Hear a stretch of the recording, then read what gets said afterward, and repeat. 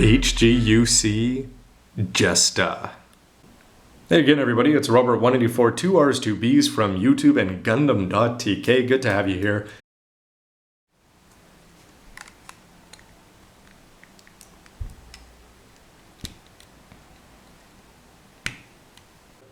As it spins around here pre-weapons, the first thing outside of the lack of colors that I'm going to notice about this is just how militaristic and angled and well designed I think this whole thing is. First of all, when you take a look at the legs, those are all put together in very little lining because you've got marks all over the place. I love the fact that they've got the multiple colors in the chest and on the waist armor, and the head, by having a little bit of a lack of symmetry in its color with dark on one side and light on the other.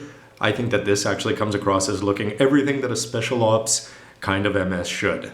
For a close-up here of the upper body, first thing you're going to notice is that the shoulders are incredibly simple, but once it comes around, everything about it, like I said, looks good. The fact that you've got different colored piping down there, this sticker doesn't stand out as bad as it does the color variations on the chest, but one thing I should note is that on the head, I actually added a couple extra stickers, one on the left and one on the right. Those will probably come off later, but I just thought you've got the extra stickers, why not cut them up and use them? All you have to do is just cut straight lines with your modeler's knife. I've got both of these parts into the backpack, and you're just going to plug this in, and remember that you can interchange this with other kits from Gundam UC. You can see the backpack spin into view here, and unlike something like the Ground Gundam or the EZ-8, really the fact that it doesn't jut out too much in the back, down below, or up on the top just means that its actual visual impact without the shield is pretty minimal. In terms of articulation, the front skirts are not separated, though you can bring that forward. You'll notice that the legs are going to go all the way around. They can kick forward and off to the side.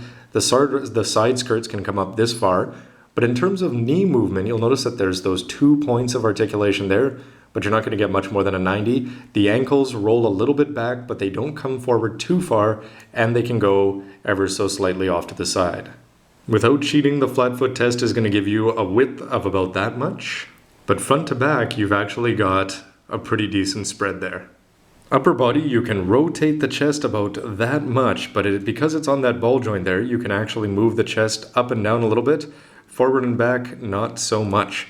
But the shoulders, you're going to be able to spin them around and bring them across. You can actually have him touching his other shoulder, which is sort of cool. He could reach back and grab a beam saber, or even scratch the small of his back. That's not something that you see too often. Once we put the shield on here, that's going to be a little bit of an issue, but you should have some pretty good mobility there with that left hand, which is impressive. The head, nothing fancy, it's just on a single peg.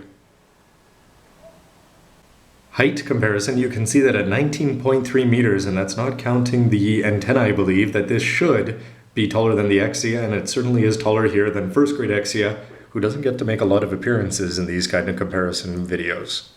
To arm this guy up, you're just going to pop this part out, which isn't too difficult, and then you choose one of the attachments, put the shield on at the appropriate angle, and then just slide that down and in.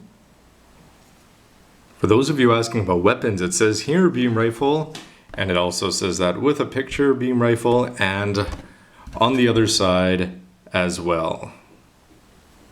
Arming the beam rifle is simply separating the hands here on this custom manipulator. I'm glad that they included that. If you've got 7, there should be a custom one. But the fact that it's got a solid long peg in there with a good deep hole just means the fact that this is going to go on and it's going to stay in the hands. And when you go back to old master grades where you need silly putty and things like that to keep them in hand, it's refreshing to see that even on a kit 1/144th in scale, that they've come this far. With the beam rifle and shield in place, of course from the back, the whole idea of this thing is going to change. The fact that it juts off so much to the side just gives it that much more width. The beam rifle fits really well into the hand, thanks in no small part because the wrist, the peg that sticks out of the manipulator, is actually at an angle, which means that you're not going to have the butt ramming into the forearms, which can be a problem with a bunch of other Gundams. To up the posing possibilities, if you just take this arm attachment off and put on this arm, you're going to be able to then rotate it around on this point. You can see the difference in the back as it's just stretched out that much further, which allows it to rotate around the shoulder, although you're not going to get quite as much of a visual impact. It still does look a lot wider and armed, and the fact that I put that little bit of color on the front, I think makes a big difference just in terms of breaking up the monotony of this guy overall. In terms of mobility here, you'll notice on the backpack that you're able to bend this. You'll pivot it ever so much there. This part here does not pivot. The only point that you have here is this. and you are able to bring it forward. So if you wanted to have the shield coming forward like this, you can do that, but overall you're not going to have as many options as you would with, say, the high-grade 00 Quanta. Something I wish Bandai had thought a little bit better through is just the fact that when you see it here from the front, where you're going to be looking at this guy 99% of the time, unless you've got a rotating turntable, is just the fact that you've got all the open part of the kit, or of this part here, facing forward. Whereas on the back it looks good, it's got some mechanisms on there, you could add some lining, paint some details on there. But again, why would you want to look at that in the front when you could be looking at something like that? For the looking down the barrel pose, I think that the Jesta does a pretty good job of that. The arm and shoulder mobility certainly help. The fact that you can bring that shield just ever so slightly forward can just make it look a little bit more dynamic. So far on the ground, I don't think that he looks too bad. Swapping sides, if you switch the manipulators, you can have the left arm come up forward or back and can sit on whichever part above or below on the beam rifle. But again, it's that shield and the fact that you can bring it forward along with the arm that just makes it look a little bit more protected, brings that white color to the forefront, and actually makes this thing just look that little bit more dynamic even though it's on the ground. It's only a minor problem so far, but I'm hoping it doesn't get worse in the future. I have had the beam rifle fall down with this wrist, so it doesn't seem to be in there all that well. Hopefully it's not going to get any worse. If I was any better at posing, you could imagine that the Jesta is just hanging out, hiding behind a doorway, ready to pop out and do a couple headshots if he has to. Now, maybe you can see here, it's continuing to get worse. If you switch the manipulators again, you can actually put the beam rifle into both hands, and it's got no issues getting it there whatsoever. When the fighting gets tough, it looks like the Jesta can reach across and pull that beam rifle out of its left forearm.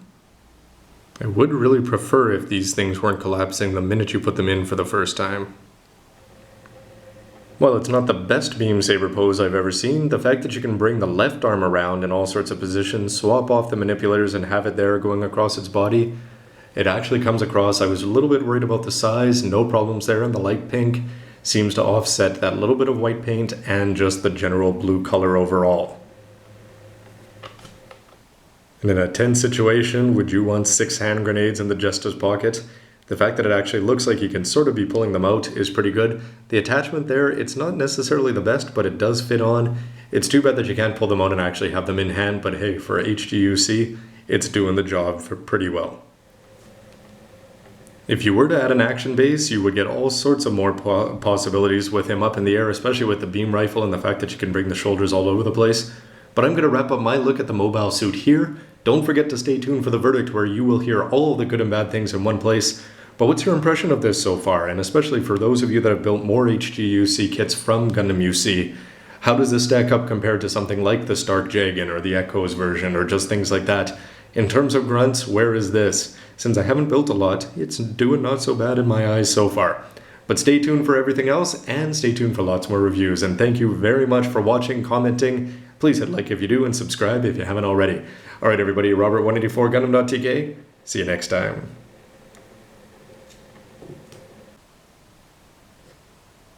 So your close-up armament consists of how few beam sabers?